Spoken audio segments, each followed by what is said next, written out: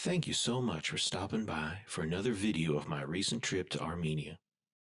Today we're going to turn the clock way back and look at its earliest mythological founding, as well as the historian who preserved that history for us. For those of you who may not know, Armenia is a small landlocked country in Southwest Asia.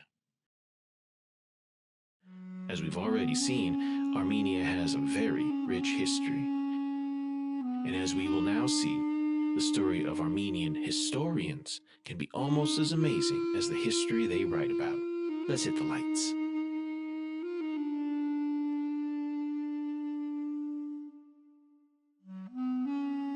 Today, we are going back to a very ancient, even mythological period. But we will start relatively recently, just 1500 years ago, the year 474. These rocky plains are in modern-day Armenia. In 474, however, this rough landscape constituted the westernmost regions of the Persian Empire. A majority of people in this region, however, were not Persians, but Armenians. For decades, the emperors of Persia hoped to increase and centralize the power of the imperial government. They pursued a policy of oppression against religious minorities, including Christian Armenians. It was in this tumultuous environment, between regional rebellions and royal reprisals, that an old Armenian bishop, already in his 60s, put the finishing touches on a masterpiece of history. Movses Khorenatsi led an eventful life. He seemed to be everywhere over the course of the 5th century. He studied in the Egyptian port city of Alexandria and spent years traveling in the Byzantine and Sassanid Persian empires.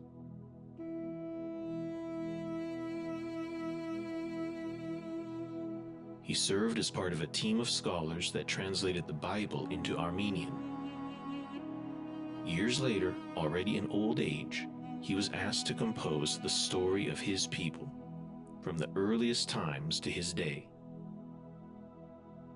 For even though we are small and very limited in number, and have been conquered many times by foreign kingdoms, yet, too, many acts of bravery have been performed in our land, worthy of being written and remembered, but of which no one has bothered to write down. When starting his work, Khorenatsi needed a founding hero, and he found his in the mythical early history of Armenia.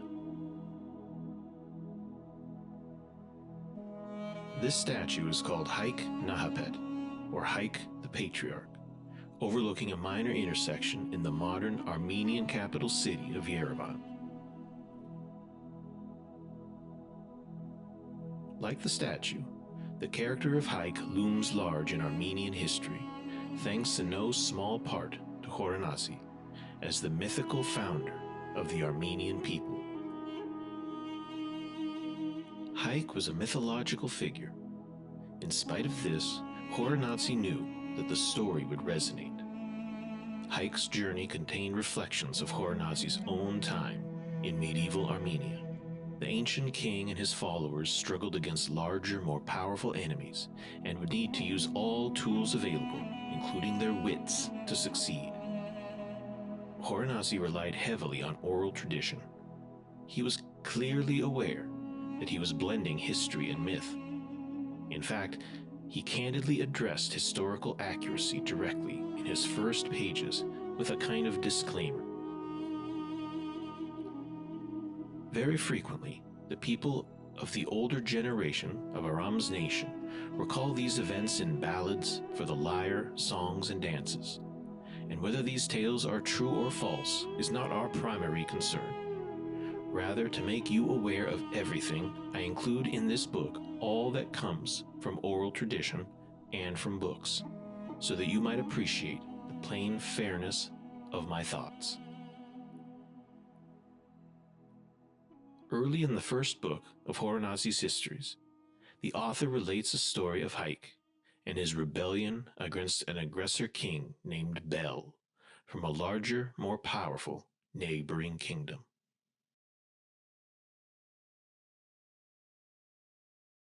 Hayk was handsome and personable, with curly hair, sparkling eyes, and strong arms. He was the bravest and the most famous, the opponent of all who raised their hand to become absolute ruler over all the giants and the heroes. He intrepidly raised his hand against the tyranny of Bel when the human race was spreading over the breadth of the whole land, when each man in his rage had drawn his sword against his neighbor's flank, and they were attempting to dominate each other. These circumstances enabled Bel to impose his tyranny on the whole land, but Hayk refused to submit to him, and as his family grew with his first son, his family and other domestic servants and the outsiders who had joined his service moved to the northern lands. He came and dwelt at the foot of the mountain, and there he built a residence. When the Titan Bel had confirmed his rule over everyone, he sent into the northern region of his sons.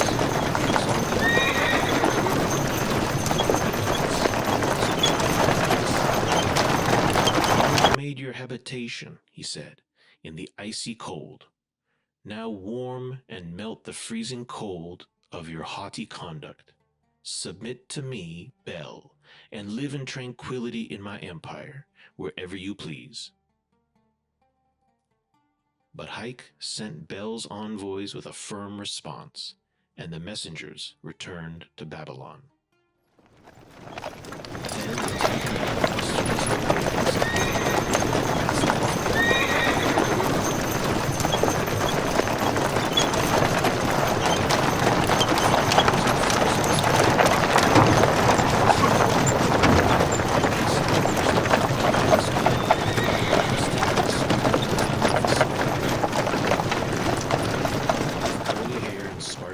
his hastily assembled his sons and grandsons, and others under his authority, valiant men and skilled bowmen, very few in number.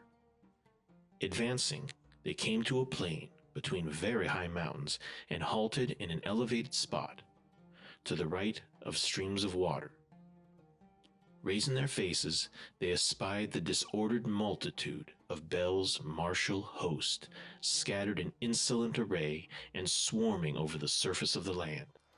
In their assault, the giants of both sides raised a fearsome roar over the earth, and by the fierceness of their attacks, brought a terrifying fear upon each other.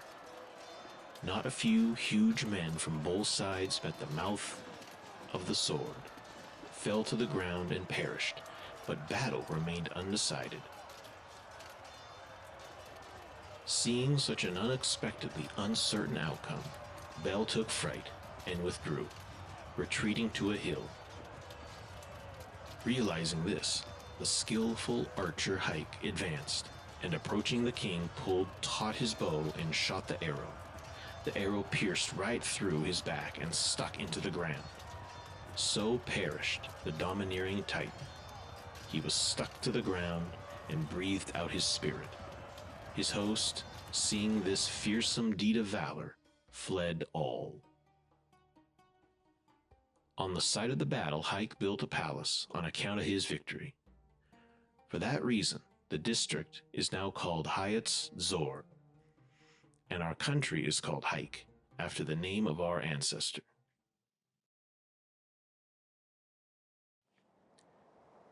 Despite all the detail provided by Khorenatsi, there is no evidence that Hayk existed. Khorenatsi himself stated that historical fact mattered less than the importance of documenting Armenian oral history. So what then explains the lasting legacy of Hayk and his victory against Bel?